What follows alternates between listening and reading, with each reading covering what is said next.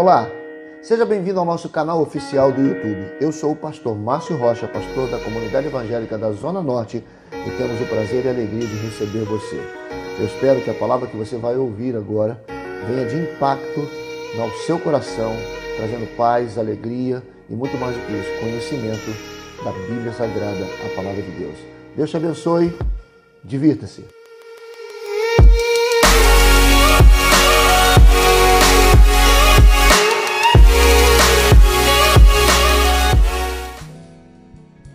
Obrigado, queridos. Daqui a pouco a gente volta.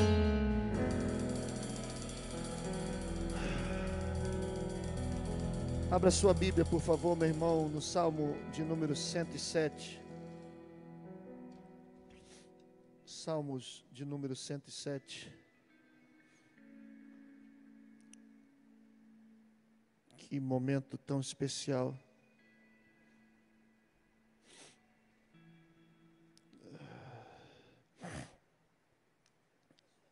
Sinto-me renovado nessa noite. Salmo de número 107. Eu quero ler com vocês 3 versículos. Compartilhar uma breve mensagem nessa noite. Salmo de número 107. Deixe-me abrir aqui a palavra.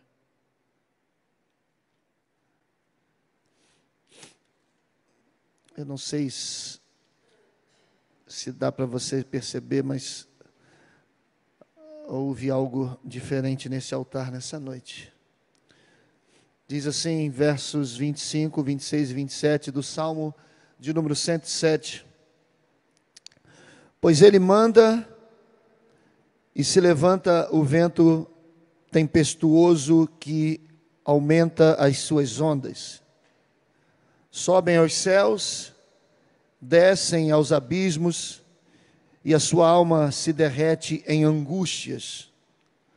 Andam e cambaleiam como ébrios e perdem toda a sua direção.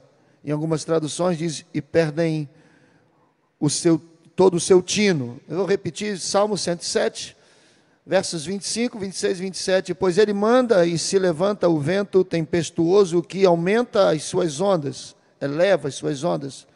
Sobem aos céus e descem aos abismos, e a sua alma se derrete em angústia. Andam e cambaleiam como ébrios e perderam todo o tino, toda a direção. Eu tenho uma palavra de Deus nessa noite para a sua vida, mas antes disso eu preciso te dizer algo. Não diminua o poder de Deus em tempos difíceis. Não diminua o poder de Deus em tempos difíceis. Existem muitas pessoas que nos perguntam, têm nos perguntado, pastor, diante de toda essa situação, como é que eu faço para aumentar a minha fé? Será que a gente já teve um momento a sós com Deus, ou num momento com a nossa alma, e a gente já fez essa pergunta, já se questionou, como é que eu consigo aumentar a minha fé? E essa pergunta, ela é tão poderosa quanto a sua resposta. Digo poderosa porque aumentar a fé, quando a gente tem esse desejo de querer aumentar a fé, a gente está de forma implícita querendo agradar mais a Deus. Porque quando eu desejo ter a minha fé aumentada, eu estou querendo agradar mais ao Senhor, porque é assim que está escrito no livro de Hebreus, capítulo 11, verso 6, que sem fé é impossível agradar a Deus. Então, se eu quero agradar ao coração de Deus, se eu quero fazer Deus se alegrar comigo, se eu quero que Deus sinta prazer na minha vida, eu quero aumentar a minha fé, e mais do que isso, eu quero agradar ao coração dele.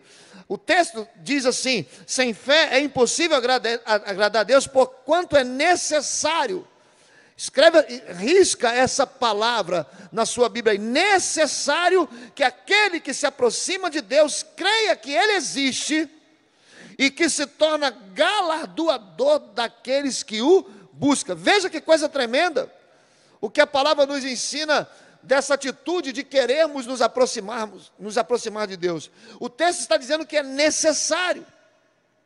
necessário para os que querem se aproximar do Senhor. E no segundo dicionário Aurélio, necessário tem como significado indispensável.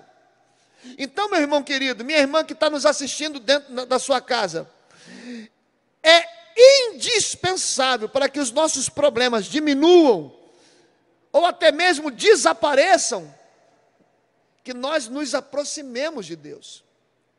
É indispensável. Se eu quero que a paz se manifeste, é indispensável. Se eu quero solução para os meus problemas, é indispensável. Se eu quero viver tudo aquilo que Deus tem preparado para mim, que eu me aproxime de Deus. E se eu me aproximo de Deus, eu aumento Deus na minha vida. Aí você vai me perguntar, ué, pastor, mas parece estranho aumentar Deus. Como é que a gente aumenta Deus? Se a gente aumenta Deus, a gente diminui Deus. Na verdade, deixa eu te dizer uma coisa, não é que Deus seja pequeno. Deus é grande, e é grande com G maiúsculo, por sinal. O problema é que todas as vezes, anote isso aí no seu papel de anotação. Todas as vezes que nós damos um jeitinho em algo que Deus quer fazer, a gente diminui o poder dele. Entende, Rafael? Não é que Deus seja pequeno, mas quando a gente tenta uma solução, quando a gente tenta um caminho, quando a gente tenta uma outra resposta, nós estamos diminuindo o poder de Deus na nossa vida. Vou dar alguns exemplos aqui para que você entenda. O povo de Israel diminuiu Deus em suas vidas quando eles acham que a terra é boa, mas que eles não entram porque tinha muitos gigantes ali. O povo está diminuindo o poder de Deus, até mesmo porque Deus não mandou ninguém trazer relatório de gigante. Deus falou assim, vá lá, espia a terra que eu vou lhe dar. Então quando eles chegam lá e observam que a terra era boa, é verdade, Deus não mentiu, a terra é boa, mas a gente não pode entrar porque tem gigantes. Na verdade, o que o povo estava dizendo? A gente não vai entrar na terra que Deus disse que ia nos dar, porque já tem gente lá. Então o povo estava diminuindo Deus. A mulher de Ló diminuiu Deus quando ela está sendo retirada de Sodoma e Gomorra, seu passado, para entrar num futuro que Deus preparou, mas ela olha para trás. Ela está diminuindo Deus. E por que ela olha para trás? Ela não olha para trás para dar tchau, ela olha para trás porque estava sentindo falta do passado. Todas as vezes que nós, que fomos comprados por preço de sangue, arrancados do império das trevas e fomos transportados para o reino do Filho do seu amor, no qual temos redenção e remissão dos pecados, e olhamos para trás sentindo falta, a gente diminui o poder de Deus na nossa vida. A gente diz que o que Deus tem para nós não se compara com o que o passado me oferece, com o que o mundo me oferece. Nós diminuímos Deus quando a gente recebe uma palavra que incendeia o nosso coração, mas que no dia seguinte a gente continua a caminhar na mesma direção que antes e prefere acreditar nas circunstâncias ao nosso redor do que acreditar numa palavra de Deus. Se nós estamos vivendo um problema, se nós estamos diante de uma situação de adversidades, você vem ao culto, Deus libera uma palavra e você sai daqui, uau, amanhã eu enfrento essas ondas, amanhã eu enfrento esse mar, amanhã eu enfrento essa tempestade, mas quando você chega ali na porta, você ouve o barulho do vento e volta a se conectar ou a focar nas circunstâncias, você está dizendo que o Deus que te deu uma palavra não é tão grande assim.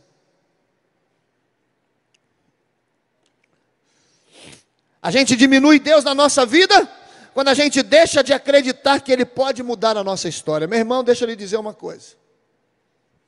Deus tem poder para mudar a sua história. Deus tem poder para mudar a minha história. Deus tem poder para mudar a história de todas as pessoas que estão nos assistindo pela internet, que vão assistir depois. Deus tem poder para mudar a nossa história.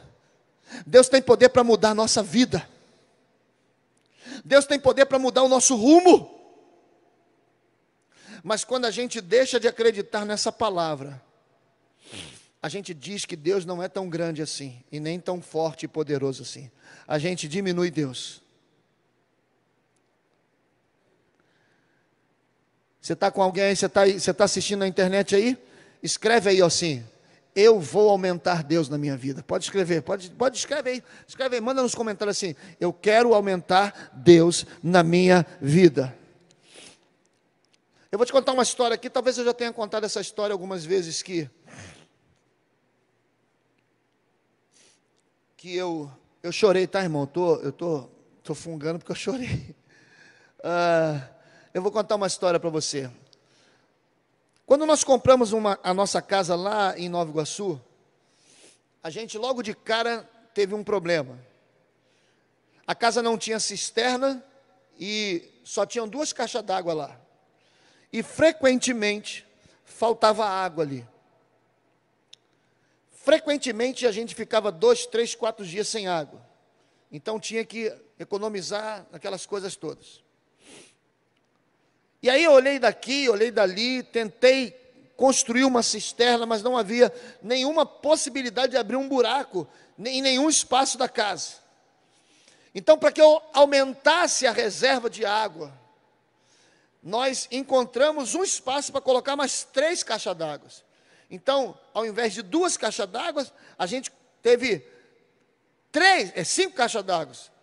Ou seja, eu consegui fazer um reservatório de 5.000 litros que dava para nos sustentar de 4 a 7 dias, caso houvesse uma falta de abastecimento naquela região. Muitas das vezes, quando passamos por alguma situação de adversidade, como essa, por exemplo, onde a gente não pode estar abraçando um ao outro, onde a gente não pode estar reunindo um ao outro, onde a gente não pode receber o sorriso de um ao outro, muitas das vezes, na falta de abastecimento, a gente olha para um lado, olha para o outro e não tem uma reserva. E o que seria essa reserva, pastor? Os nossos momentos que nós criamos, independentes do culto, para orarmos, para adorarmos, para lermos a palavra. A gente não tem reservas, quando a gente não pode ter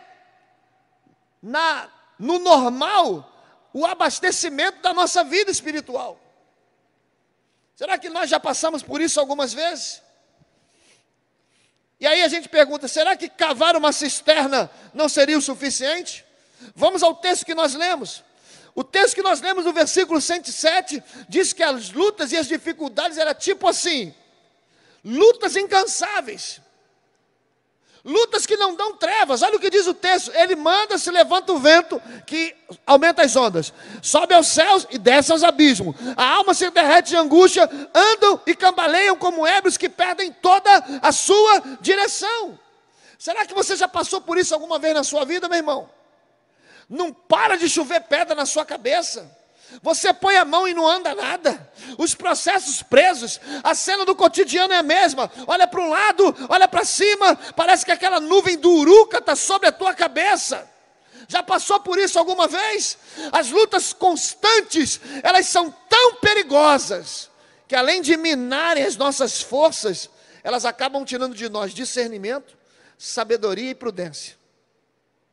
Olha o que diz o final do texto: perderam todo o tino, perderam a direção, perderam o sentido. E com certeza, alguns vão falar para mim assim: pastor, quantas decisões eu tomei no meio das minhas lutas e me arrependi, porque me faltou sabedoria para lidar com aquilo. Ontem nós estávamos reunidos com alguns pastores, né? Nós fizemos até a nossa live com uma parte dos pastores. Nós estávamos ministrando sobre a vida deles a sabedoria. Estávamos falando sobre sabedoria. E aí esse texto, essa história, me leva a pensarmos quantas vezes, no meio da confusão, no meio do tumulto, nós tomamos decisões que nos arrependemos. E por que isso aconteceu, pastor? Porque nos faltou sabedoria. Irmãos, se nós não estivermos atentos As nossas lutas vão arrancar de nós a sabedoria na hora de tomarmos sérias decisões. A falta de sabedoria, principalmente nos momentos mais difíceis das nossas batalhas, nos fazem tomar decisões que alguns metros depois, não são alguns anos, alguns metros depois, nós vamos ver o quanto estamos arrependidos por nos faltar sabedoria na hora das nossas decisões. Mas me deixe voltar aqui para a palavra nessa noite. Falamos de aumentar Deus na nossa vida, mas aí vem uma pergunta: pastor, como é que eu faço para aumentar Deus na minha vida? Será possível, através de atitudes do dia a dia, de atitudes práticas, será que eu consigo aumentar Deus na minha vida? Eu vou compartilhar algumas coisas com você, para que você aprenda a aumentar Deus na sua vida. A primeira coisa, para que eu aumente Deus na minha vida, eu preciso aprender a desistir de dar o meu jeito. Anota aí, para aumentar Deus na minha vida, eu preciso aprender a desistir de dar o meu jeito. Como nós, brasileiros, a gente tem um jeitinho de dar um jeitinho em tudo. A gente tem o hábito de resolver os nossos problemas. A gente tem o hábito de não perguntar para Deus qual o caminho de seguir. A gente é tipo, escreve um monte de coisa e fala, chega na mesa de Deus, Senhor, dá uma assinada aí, assina aí para mim aí. A gente não pergunta para Deus, Senhor, o que é que eu devo fazer? Como é que eu devo agir? A gente simplesmente quer que Deus abençoe algo que muitas das vezes nem fazia parte dos planos dele para nós, e a gente quer que Deus assine embaixo. Isso é dar o meu jeitinho. E quando eu dou o meu jeitinho, eu digo para Deus, Senhor, não entende nada disso. Então eu diminuo Deus. Eu impossibilito Deus de agir. Ou seja, eu digo para Deus, Senhor, o Senhor não é tão grande assim, o Senhor não é tão experiente assim, o Senhor não conhece tão bem essa situação como eu. Então, para que eu aumente Deus, aumente a minha intimidade com Deus, eu preciso desistir de dar o meu jeito. Pode ser que muitos de nós, principalmente os que são proprietários de seus comércios, estejam procurando na torta e à direita uma solução para resolver o problema de que não está entrando dinheiro, não está. Ei, dobra teu joelho, diga para Deus, Deus, aquilo que está lá está no meu nome, mas é teu. Eu preciso de uma estratégia, e Deus vai te dar uma estratégia. Mas quando eu começo a tentar dar o meu jeito, eu estou tirando Deus da jogada. Eu estou dizendo que Deus não tem nenhuma sabedoria para me ajudar nisso. Então, aprenda a desistir de dar o seu jeito. A segunda coisa que me faz aumentar Deus na minha vida, é quando vivo ou morto eu vou confiar nele, porque ele sempre tem um plano. Vivo ou morto, eu sei em quem tenho crido e sei que ele é poderoso para fazer infinitamente mais. Irmãos, Sadraque, Mesaque e Abidnego, eles dizem assim para Nabucodonosor, bom, se Deus quiser nos livrar, ele nos livra. Se ele não quiser livrar, ainda assim, nós não vamos nos curvar diante de ti. Ou seja, vivo ou morto, eles estavam confiando em quem? Em Deus. Vivo ou morto, eles sabiam que Deus tinha um plano. Pastor, e se Deus não viesse? Não me curvarei diante de nenhuma oferta que não venha do coração de Deus para a minha vida. Então eu aumento Deus quando eu confio que Ele tem um plano. Eu quero dizer uma coisa para você aí. E não é profecia, não estou recebendo aqui uma palavra de revelação. Eu estou te dizendo como um homem natural, como sou, assim como você é. tenha certeza, Deus tem um plano para a sua vida e esse plano é infalível. Deus tem um plano para a sua vida, Deus tem um plano para a sua vida, Deus tem um plano para a sua vida, Deus tem um plano para a sua vida, Deus tem um plano para a sua vida, Deus tem um plano para a sua vida, Deus tem um plano para a vida de vocês. Ananias, Deus tem um plano para a sua vida, Deus tem um plano para a nossa vida. Quem crê nisso, diga glória a Deus. Amém.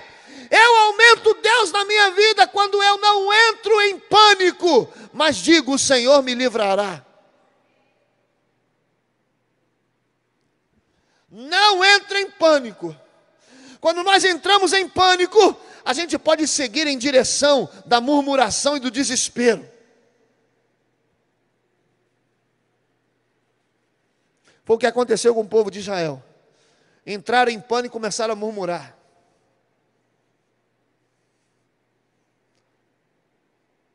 Quando eu aumento Deus na minha vida, eu sei: o Senhor me livrará.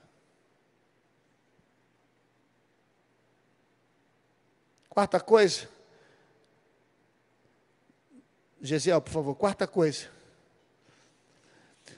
Eu aumento Deus na minha vida quando, no meio de uma luta, eu dou uma resposta de fé. Ei, deixa eu te perguntar uma coisa. O que a gente anda falando nesse momento de dificuldade que estamos vivendo?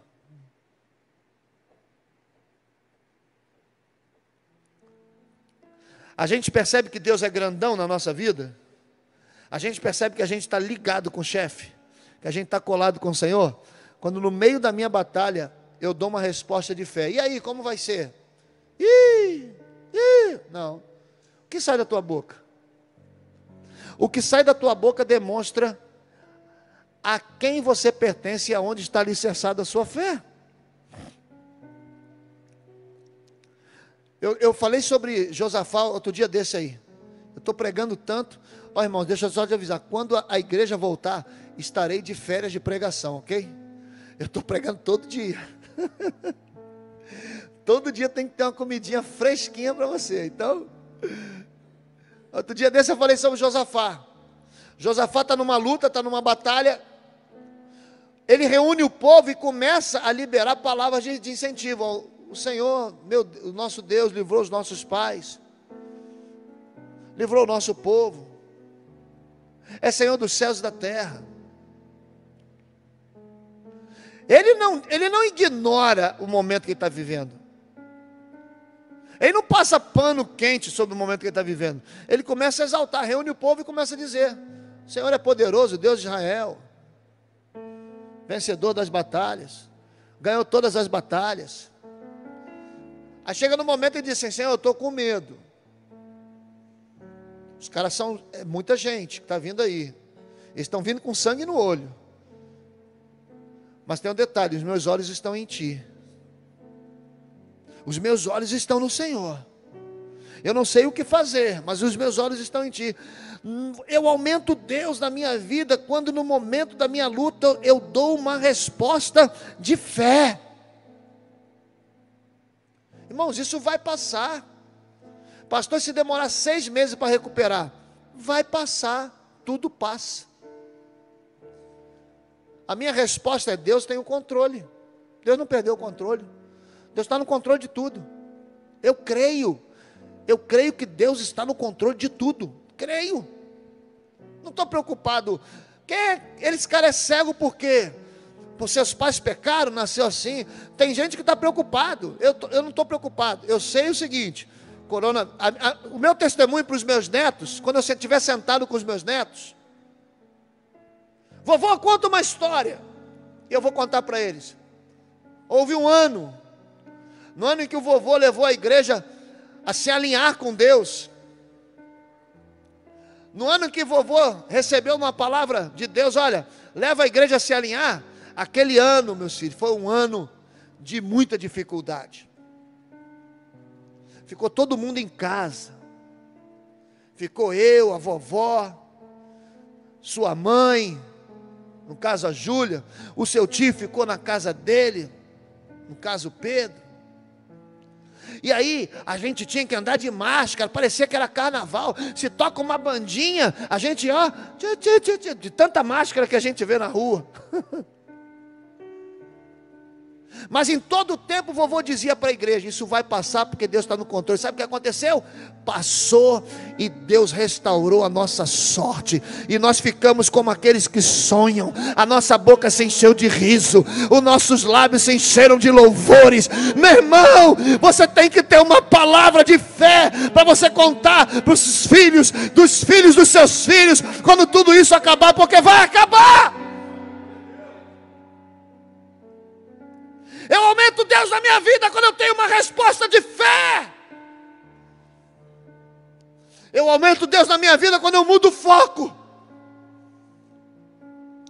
Se a gente estiver olhando para todas as notícias ruins, você vai diminuir Deus a cada dia. Agora, começa a olhar para as coisas boas. Começa a olhar para a palavra.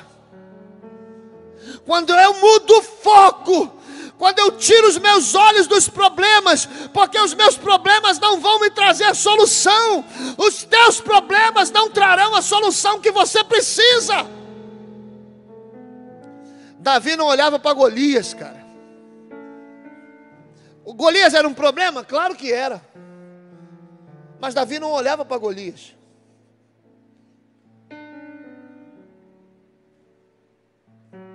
Davi dizia assim: hoje mesmo o Senhor colocará a sua cabeça na minha mão.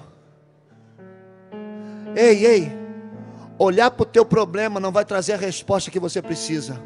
Olha para o Senhor, porque Ele tem a resposta que eu e você precisamos. Aleluia! A última coisa, eu aumento Deus na minha vida quando eu confio sempre naquele que pode todas as coisas. Diga comigo: o Senhor pode todas as coisas.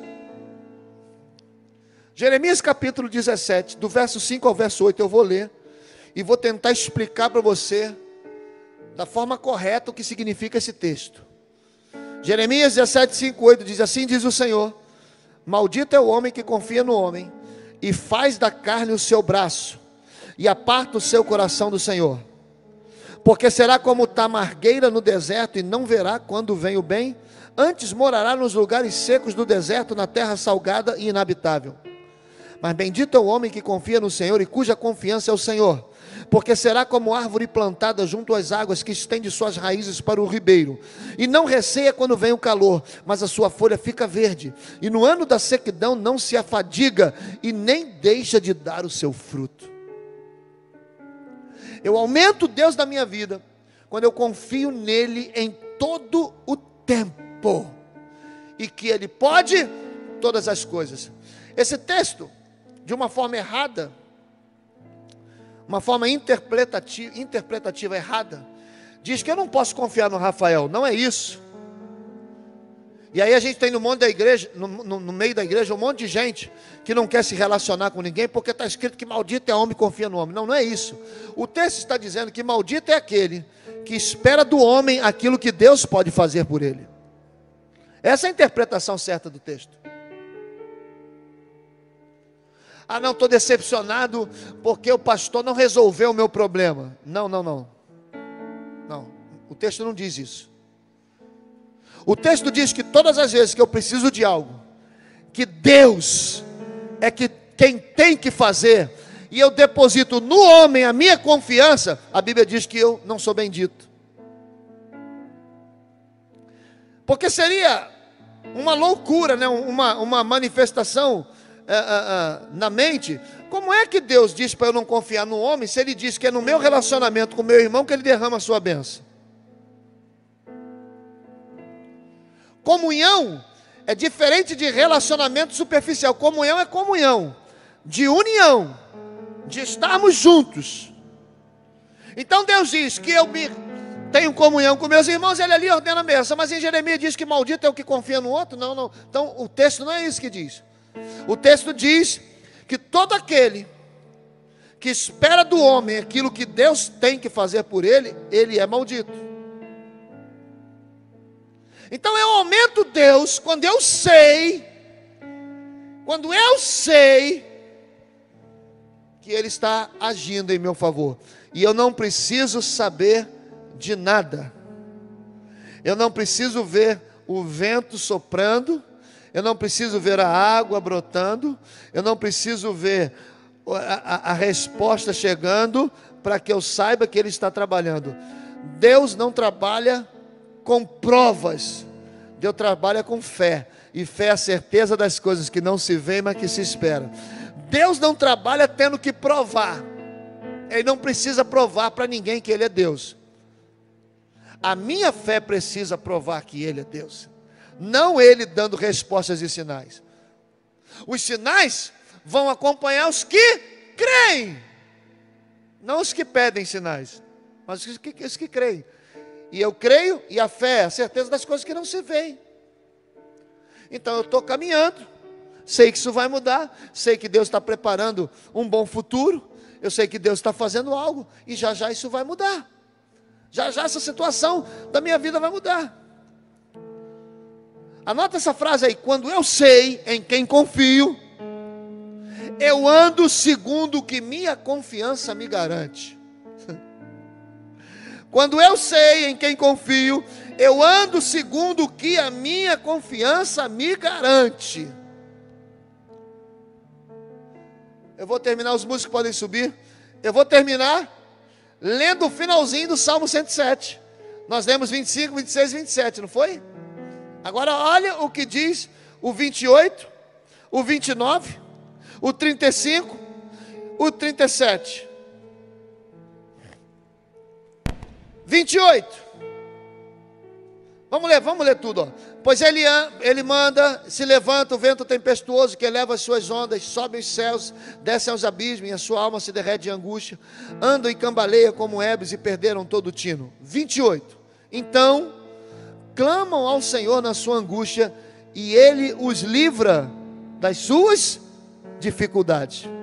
Faz cessar a tormenta e acalmam-se as ondas.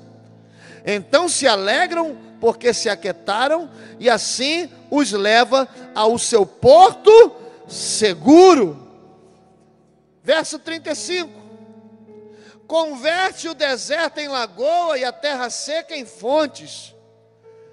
Verso 37. Semeiam os povos e plantam vinhas que produzem fruto em abundância. E verso 38. E também os abençoa de modo que se multiplicam muito, e o seu gado não diminui. Ei! Quer aumentar Deus na sua vida? Eu quero dizer que aumentar Deus em nossa vida é a garantia de não viver mais segundo o que está ao nosso redor, mas ter a certeza de que tudo pode mudar a qualquer instante. Eu vou repetir: quando eu aumento Deus na minha vida, eu tenho a garantia de não viver mais segundo o que está ao meu redor, mas eu tenho a certeza de que tudo pode mudar a qualquer instante. Levanta a tua mão na tua casa aí, eu não estou vendo, você me vê, mas eu não te vejo, mas pela fé, levanta a tua mão. Tudo pode mudar a qualquer instante, tudo pode mudar a qualquer instante, tudo pode mudar a qualquer instante. Se prepare, pare e pense nessa noite, meu irmão, se você pode ou não aumentar Deus na sua vida. Aumente Deus na sua vida e se prepare, porque eu tenho certeza que tem algo muito grande da parte de Deus vindo na sua direção. Você crê nisso? Crê nisso? Crê nisso de verdade? Então dá um glória a Deus bem forte ao Senhor. Dá um aplauso a Ele, glorificando o seu santo e poderoso nome. Aleluia!